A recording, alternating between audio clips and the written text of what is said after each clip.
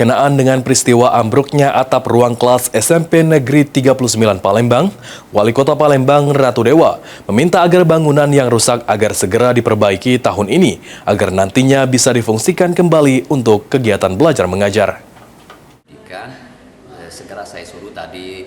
Ditemui di kantor Wali Kota Palembang Ratu Dewa mengatakan jika dirinya sudah menerima laporan dari Dinas Pendidikan terkait robohnya satu ruangan kelas SMP Negeri 39 Palembang.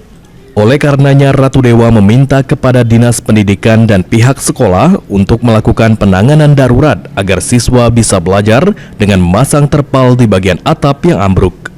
Ratu Dewa meminta agar bangunan yang rusak tahun ini segera diperbaiki dengan memperbantukan Dinas PUPR.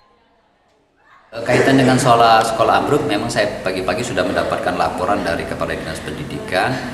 Segera saya suruh tadi tinjau ke lapangan, terus ada penanganan darurat dulu biar anak-anak di sana juga bisa sekolah, paling tidak atapnya dibuat terpal dulu. Sembari mungkin dalam tahun ini saya minta segera diperbaiki. Kalaupun butuh koordinasi Dinas PUPR, kita perbantukan juga untuk memperbaiki sementara darurat dulu. Ditambahkan Wali Kota Palembang, dari peristiwa tersebut baru diterima laporan satu sekolah yang mengalami kerusakan. Sandi Pratama, PAL TV.